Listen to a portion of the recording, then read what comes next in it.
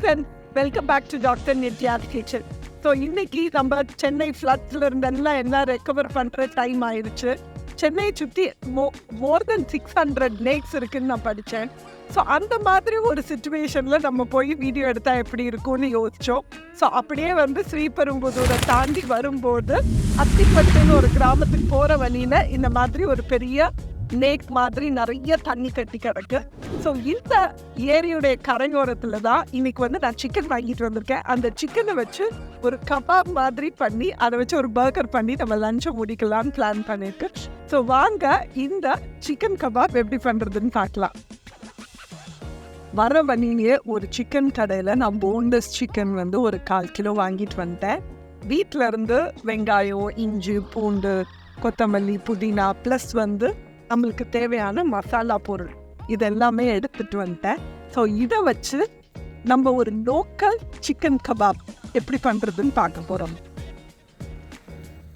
So first நம்ம இந்த வெங்காயம், இஞ்சி, பூண்டெல்லாம் பொடியாக வச்சிடலாம்.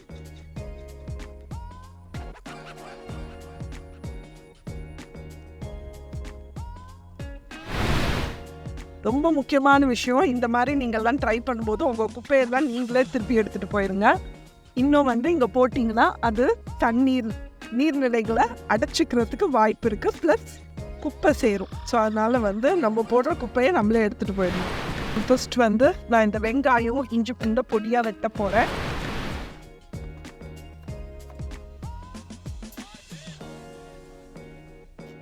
ஸோ இப்போது வெங்காயம், இஞ்சி, பூண்டு, புதினா, கொத்தமல்லி எல்லாமே நம்ம ஃபைனாக சாப் பண்ணிட்டோம். ஒரு பவுலுக்கு அதை ட்ரான்ஸ்ஃபர் பண்ணிடலாம். இப்போ இதே சாப்பிங் போர்டில் நான் இந்த சிக்கனை நல்லா பொடியாக வெட்ட போகிறேன். பொடியாக வெட்டிட்டு நான் கொத்துக்கறி மாதிரி பண்ண போகிறேன். இதுக்கு வேண்டிய மசாலாவை நம்ம ஆட் பண்ண போகிறோம். ஸோ மசாலான்னு பார்த்தா ஃபஸ்ட்டு நான் ஆட் பண்ண போகிறது மஞ்சத்தூள். ஸோ ஒரு 1/2 டீஸ்பூன் மஞ்சத்தூள்,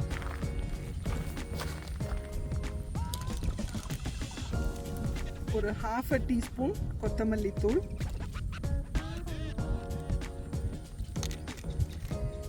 ஒரு 1/2 டீஸ்பூன் மிளகாத்தூள்,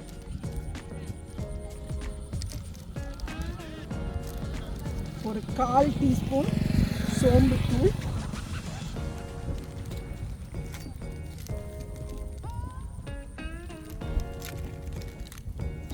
ஒரு டீஸ்பூன் மிளகுத்தூள், இதோட சால்ட்.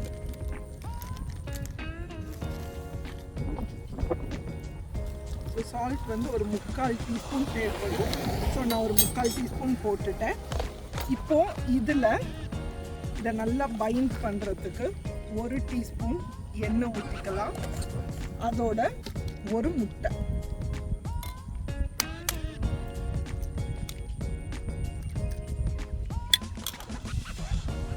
ஸோ இதெல்லாம் போட்டு நல்லா ஃபஸ்ட்டு பிணைஞ்சிடலாம்.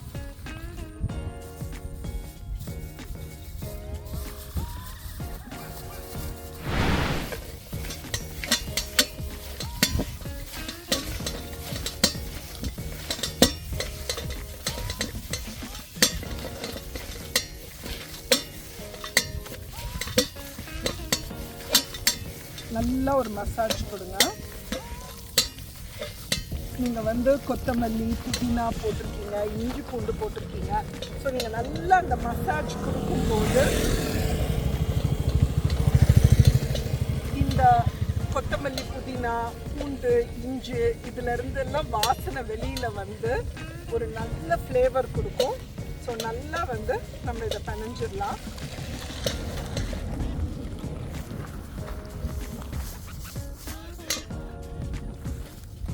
பிணைஞ்ச பிறகு இதை நம்ம ஒரு சின்ன ஆரஞ்ச் சைஸ்க்கு உருண்டையாக பிடிச்சிடலாம். ஸோ இந்த ஸ்டேஜில் நம்மளுடைய க்ளவுஸ் யூஸ் ஆக மாட்டேங்குது. ஸோ எடுத்துட்டு நான் கையில் இதை ரஃப்பாக உருண்டையாக்கிடுறேன்.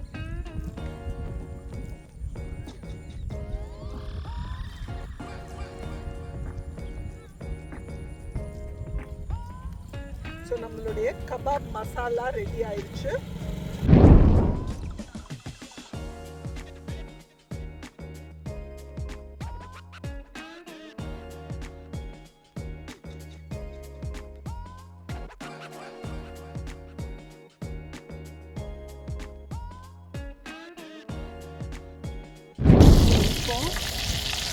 கபாப் வந்து 2 பக்கமும் நல்லா குக் ஆயிடுச்சு.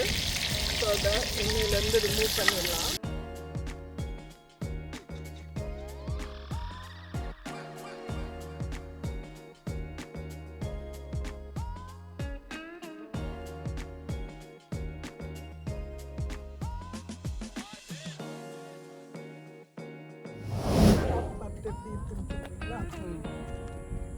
சூப்பராக இருக்கு.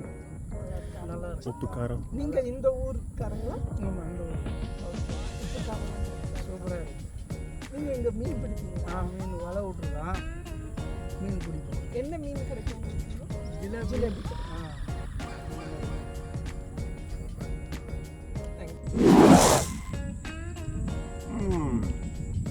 ரொம்ப டேஸ்டாக இருக்குது.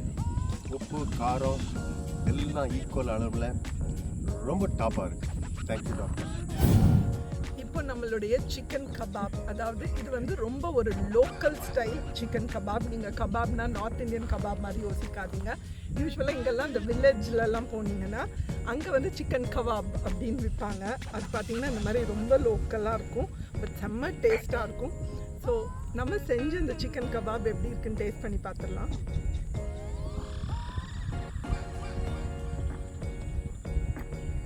ஆக்சுவலாக சூப்பராக இருக்கும். அப்படியே நீங்கள் சாப்பிட்லாம், இல்லைன்னா 2 ஸ்லைஸ் ப்ரெட்டு கடையில் வச்சு கூட சாப்பிட்லாம். ஸோ கண்டிப்பாக இந்த சிக்கன் கபாப் ட்ரை பண்ணி பாருங்கள். ட்ரை பண்ணி பார்த்துட்டு எப்படி இருந்ததுன்னு கமெண்ட் பண்ணுங்கள். இதே மாதிரி இன்னொரு சூப்பரான ரெசிபியோடு உங்களை சந்திக்கிறேன். பாய்.